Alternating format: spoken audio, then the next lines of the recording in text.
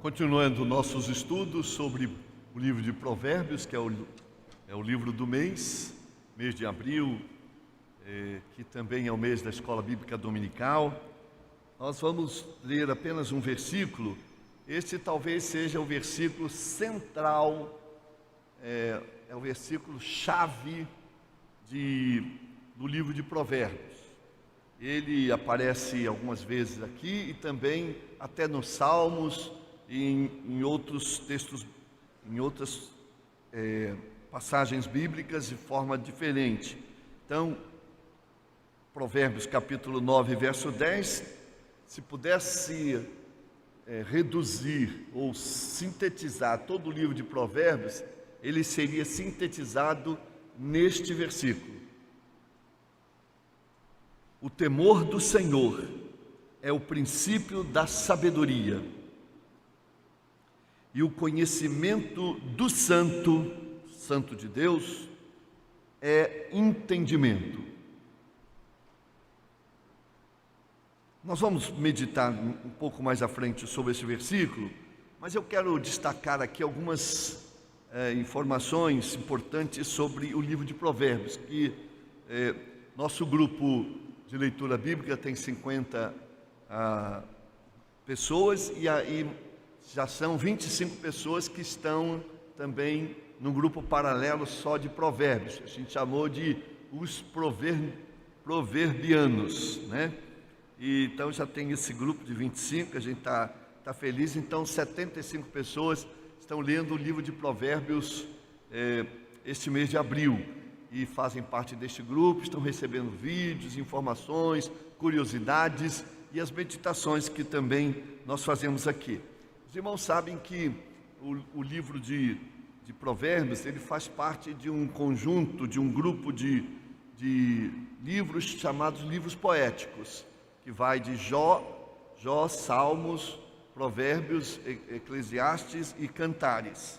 E dentro deste grupo de livros poéticos, há os livros mais poéticos ainda, que seriam Salmos e Cantares, e os livros sapienciais, ou de sabedoria, que seriam então o livro de Provérbios e o livro de Eclesiastes. Pois bem, nós estamos destacando aqui esse livro de Provérbios como o livro da sabedoria. E aí nós dividimos o livro está dividido em 3 partes. A primeira parte vai do capítulo 1 até o capítulo 9. Ali não tem aqueles provérbios um atrás do outro, em um só versículo, um provérbio. Ali são discursos, ali são conselhos. Claro que tem muito aconselhamento ali, entre três conjuntos de personagens. O primeiro é o pai falando com seu filho, dando conselhos ao filho de como ele deve viver, o que ele deve fazer, que ele deve buscar a sabedoria, que ele deve estar debaixo do temor do Senhor. Então é um pai muito preocupado com o seu filho. Então é como se o Pai Celeste falasse conosco também nesses termos. Também tem o mestre falando com o seu discípulo, aquele professor dialogando com o seu discípulo sobre uma série de questões importantes para a vida, especialmente um que nós falamos no domingo passado sobre as ciladas, ter muito cuidado com as ciladas. Nós fizemos uma edição do sermão de domingo, reduzido só o sermão, e mandamos para o grupo para que os irmãos possam rever. Tem outros assuntos que são discutidos nesses 9 capítulos. Também aparece em cena uma dama, né? Uma dama chamada Sabedoria. Essa sabedoria é personificada. Então, o autor diz que a sabedoria vai à praça e chama todo mundo para ouvi-la, para estar atentos às suas informações, às suas orientações, que estejam com seus ouvidos inclinados seu coração voltado para ouvir a palavra da sabedoria. Então, essa sabedoria então é um ente que assume esta característica de alguém que vai dando uma série de conselhos para as pessoas que ouvem. Aí vai até o capítulo 9, mas a partir do capítulo 10, então, começam os provérbios. Cada versículo, ou então um par de versículos, formam um provérbio. E esses provérbios, eles não têm uma ordem lógica, eles são um conjunto, uma variedade, são sortidos. Então ele pode, num determinado momento, estar falando sobre disciplina, sobre dinheiro, sobre questões relacionadas à honestidade, à integridade, à ética, então ao cuidado de filhos, etc. Tem questões do trabalho, as questões das relações comerciais. É um grande número de assuntos que vão se revezando nesses provérbios, e esses provérbios vão desde o capítulo 10 até o capítulo 29. Cada coisa extraordinária, cada mensagem de valores maravilhoso.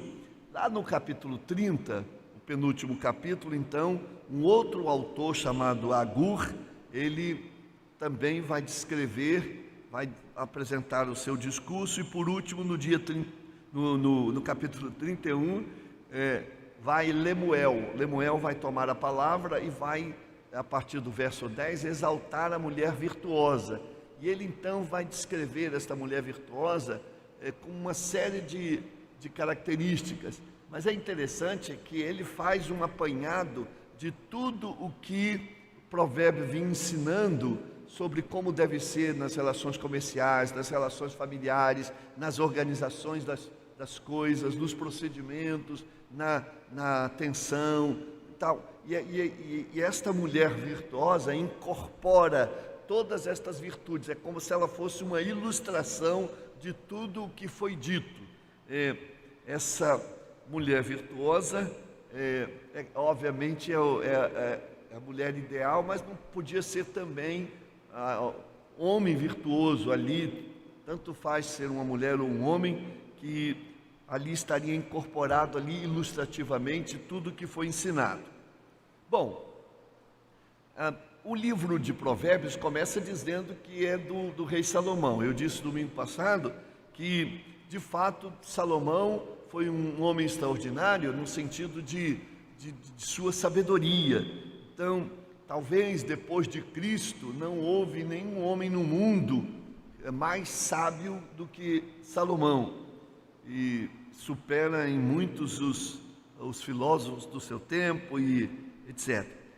E exatamente isso, quando Salomão começou a reinar em Israel, ele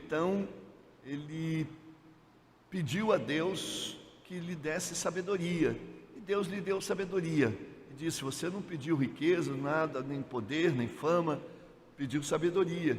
E ele era um jovem de 20 anos, começando um reinado, depois para substituir um rei também muito importante, que fez um reinado extraordinário, que é Davi, e ele então pediu sabedoria.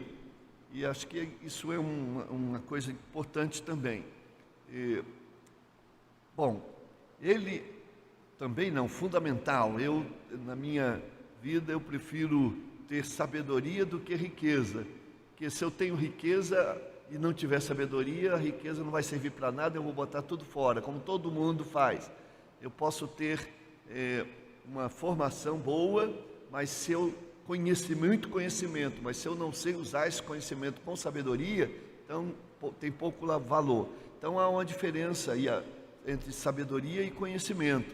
Então tem muita gente que se enche de conhecimento, mas não se enche de sabedoria, se enche de riqueza, de poder, mas não se enche de sabedoria, e faz a vida ser transtornada.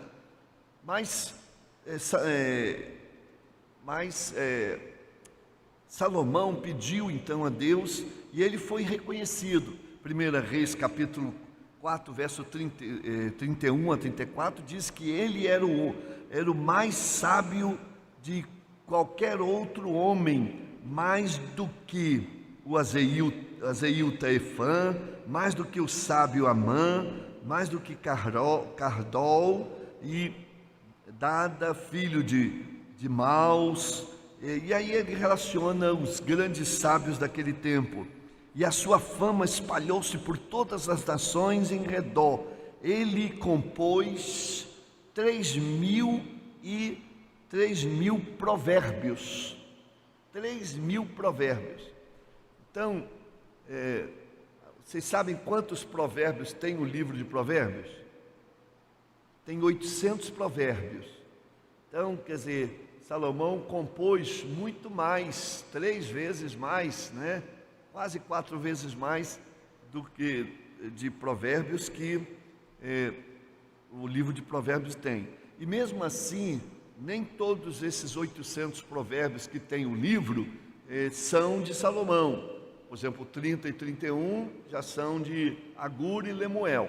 Embora alguns dizem que Lemuel é um cognome para Salomão, que ele também teria sido chamado de Lemuel. Bom, de qualquer maneira, há entre os capítulos 25 a 29, há uma informação de que aqueles provérbios foram selecionados pelo rei Ezequias, que foram os escribas do rei Ezequias selecionaram aqueles dos 25 a 29. Podem ter selecionado também de Salomão, mas também de todo um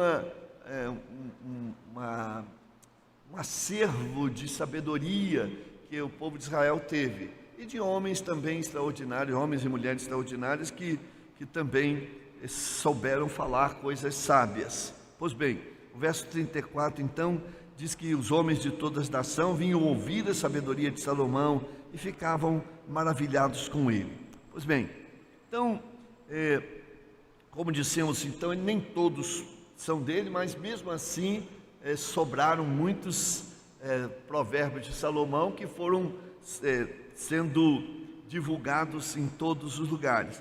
E o texto bíblico diz que ele compôs 1005 hinos, né, músicas, uma característica mais voltada do pai, não tanto de Salomão, mas a Bíblia Resta diz que houve também a produção, digamos assim, de letras musicais por parte de Salomão. Nós falamos com Salomão com uma certa dorzinha no coração, porque a gente sabe que ele, apesar de ter sido um homem muito sábio, assim, depois de um certo tempo de adquirir glórias humanas e aquele excesso de casamentos e acabou sendo influenciado para a adoração de outros deuses, ele, ainda que muito sábio, ele acabou por se perder a sua sabedoria. Porque essa questão de ser sábio é uma questão que tem a ver com o nosso relacionamento com Deus naquele momento. Então, existem muitos pastores que são extraordinários pastores, que pregaram sermões abençoadíssimos, que edificaram pessoas, pastores que batizaram gente que tem orgulho, tem assim, a alegria de terem sido batizados por eles, fizeram seus casamentos, mas que chegou em um momento da sua vida em que houve alguma coisa e eles declinaram e fizeram uma coisa assim vergonhosa, mas isso em nada invalida tudo o que eles falaram, tudo o que eles disseram. Invalida para eles, mas para o que ficou, porque eles não falavam de si mesmos, eles falavam daquilo que Deus lhes dava àquele tempo. E, da mesma forma, nenhuma palavra de Salomão é invalidada pelas falhas dele, porque ele falava sobre a inspiração do Espírito Santo. E ele, conta-se que no final da vida dele, né, ele teria se arrependido profundamente e sofrido muito em relação a isso. Mas a gente sempre tem que olhar a pessoa no seu tempo. Tem gente que, poxa, eu fui batizado com o pastor tal, ele agora está afastado, está no mundo tal. Não tire o mérito do seu batismo por causa disso, porque não foi o pastor que batizou, foi a igreja que batizou. Não foi o pastor que pregou, foi o Espírito Santo que usou ele. Então tem tudo isso aí a ver com a questão de Salomão, e nada invalida o que o Espírito Santo usou ele para escrever. Então, a sabedoria que a gente chama de sabedoria, que está no provérbio, é diferente da sabedoria do mundo. Eu tenho uns 2 ou 3 livros de pensamentos, de citações, de homens que não são necessariamente cristãos, mas têm pensamentos muito profundos, muito ricos, muito de grande valor. Então, esses homens têm essa sabedoria. Essa semana eu tenho um amigo que ele posta todo dia, ele posta uma citação na área de saúde emocional. E então ele manda todo dia uma citação, e eu já tem uns 2, 3 meses que tenho recebido, e aí eu sei que eu sei que ele é pastor, não sei como é que está a vida cristã e o comprometimento dele com a igreja, mas eu sentia que ele nunca postava um pensamento, um provérbio bíblico, nem uma palavra de Jesus. E aí eu indaguei ele: olha, você está fazendo um trabalho muito legal, seus pensamentos são muito bons, porque fala sobre saúde emocional e tal, que é o foco dele. Mas a Bíblia e os provérbios têm muita coisa bonita que você podia citar. E também até palavras de Jesus. Você não precisa citar o tempo todo, mas também não precisa não citar, né?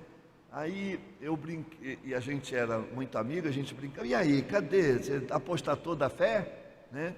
Ele não gostou nada daquilo, né? Ele disse, né? Falei assim: não, eu só estou questionando. E disse, e tem mais, tem autores que não são cristãos, mas citam provérbios. Tem autores que não são cristãos, mas citam a palavra de Jesus como uma palavra sábia. E o autor cristão que trabalha isso não cita. Então eu fiquei assim um pouco... eu acho que ele espraguejou lá, mas assim, eu o fiz pensar. Depois ele me mandou algumas coisas que ele postou em outras coisas relacionadas a Deus. Eu disse: não, está tudo bem, graças a Deus, louvado seja o Senhor. Mas é porque o público dele é um público não cristão. Então talvez ele diga: se eu postar coisas da Bíblia, as pessoas vão achar que minha terapia, minha orientação é religiosa. Então essa coisa é muito complicada, a gente assumir a nossa fé em certos ambientes. Mas essa é a diferença. Existe uma sabedoria humana e existe uma sabedoria espiritual. E Provérbios tem a ver com essa sabedoria espiritual.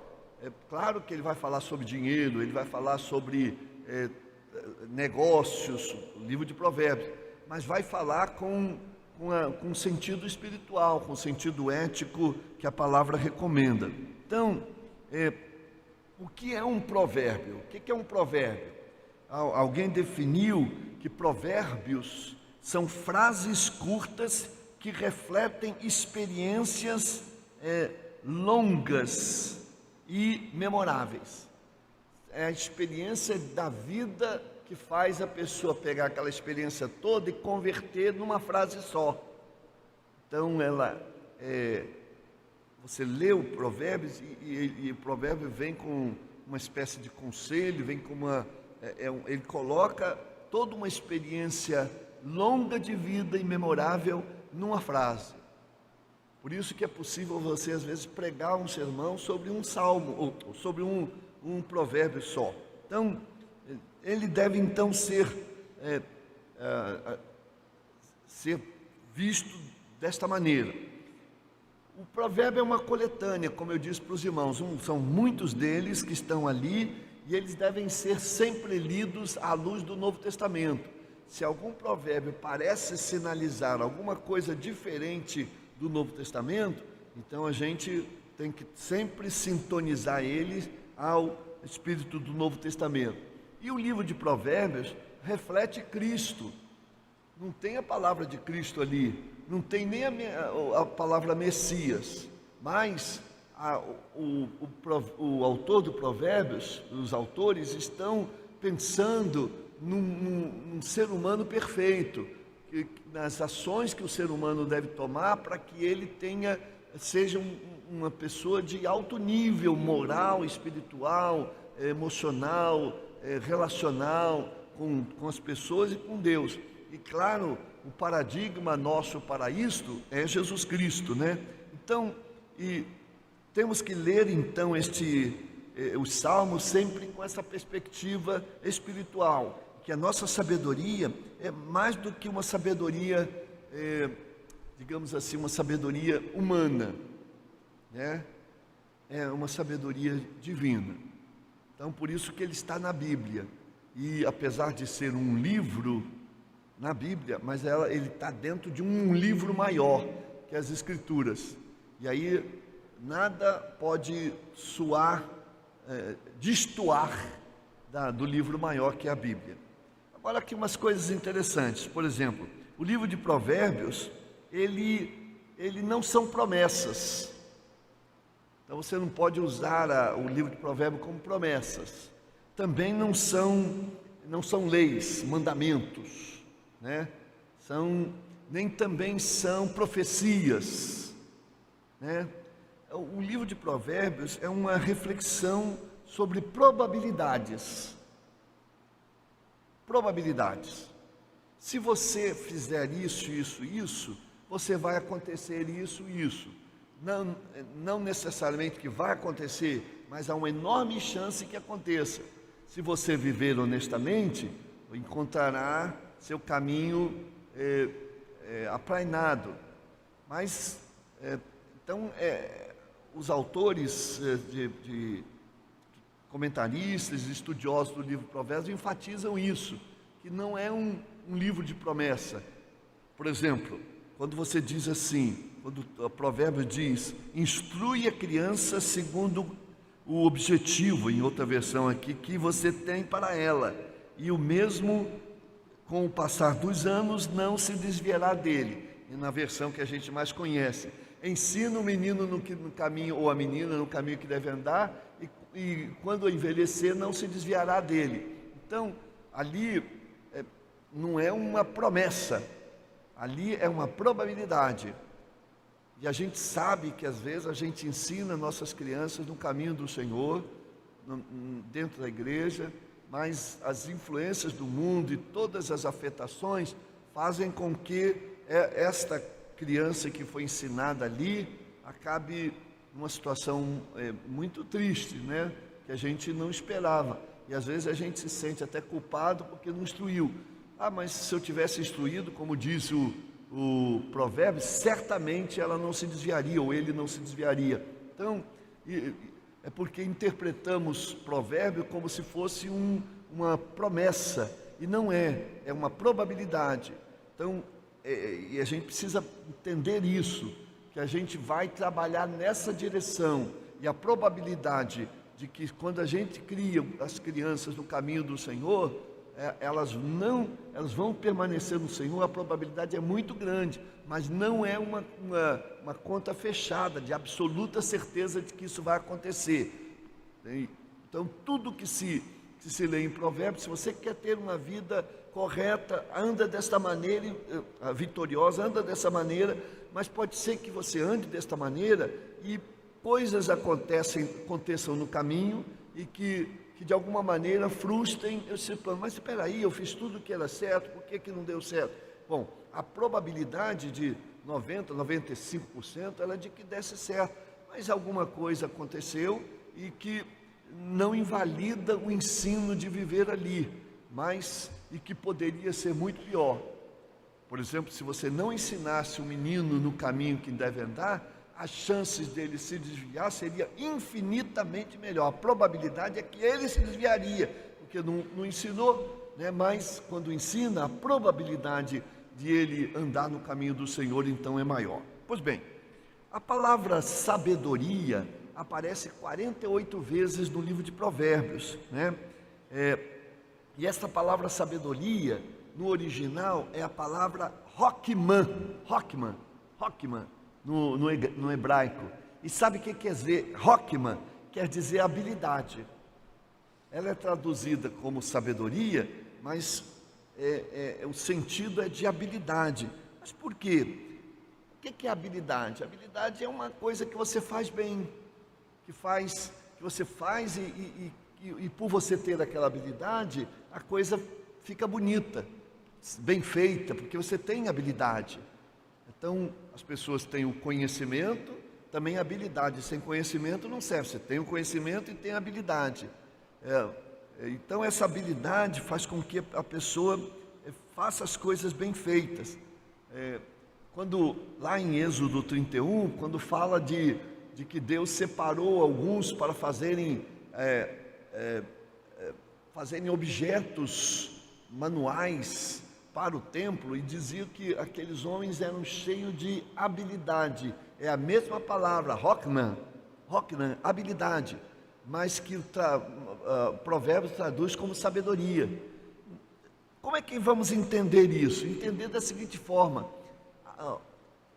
Provérbios está nos ensinando a gente a viver com habilidade para se relacionar com as pessoas, habilidade para lidar bem em casa, habilidade para fazer os negócios, habilidade para tratar as pessoas adequadamente. Então nós temos que ser hábeis, e ser hábil é ser sábio. Agora, não a habilidade maldosa, isso não é habilidade. Então aqui, a ideia de sabedoria, então, é essa capacidade de viver habilidosamente, mas com piedade, sendo uma coisa bonita. Então a sabedoria de Deus é essa que Deus nos dá, que vem do próprio Deus, que se a sabedoria de Deus é a habilidade que Deus tem, nós vamos ter também. Nós vamos adquirindo esse Hokmah de Deus, essa habilidade de Deus para se relacionar com as pessoas, para ter o jeito de Cristo, o Espírito de Cristo. Então, e é isso que às vezes falta. Por que a gente, às vezes, vivemos conflitos? Porque falta-nos sabedoria. A rigor, falta-nos habilidade. Aquele conjunto de ações, nós às vezes não somos hábeis na escolha da palavra, não somos hábeis na escolha da atitude, não somos hábeis nas opções que a gente tem. Então, por isso que Hokmah quer dizer esta ideia de habilidade, sabedoria para fazer as coisas, né, que devemos fazer. Pois bem, e aí o texto, agora terminando, vou voltar para o texto, diz que o princípio da sabedoria é o temor do Senhor. Então, se você tem uma enorme reverência para com o Senhor, se você sabe que Ele existe, que Ele é Senhor, que Ele é o dono de toda a sabedoria, então, que você tem um respeito diante dEle, que você tem para com Ele uma reverência muito grande. Então, é a partir deste princípio de que você é um servo do Senhor, que Deus está com você, que Deus você está na presença do Senhor em todas as circunstâncias. Então, essa consciência da sua presença faz a gente agir mais adequadamente, porque estamos diante dEle. Quando a gente perde esse sentido da presença de Deus, a gente começa a não agir bem. A gente vai para as trevas e começa a desvirtuar. Mas o sentido da reverência da presença de Deus mantém a gente andando de forma bonita, de forma habilidosa, conforme Deus quer. Então, o princípio da sabedoria é o temor do Senhor.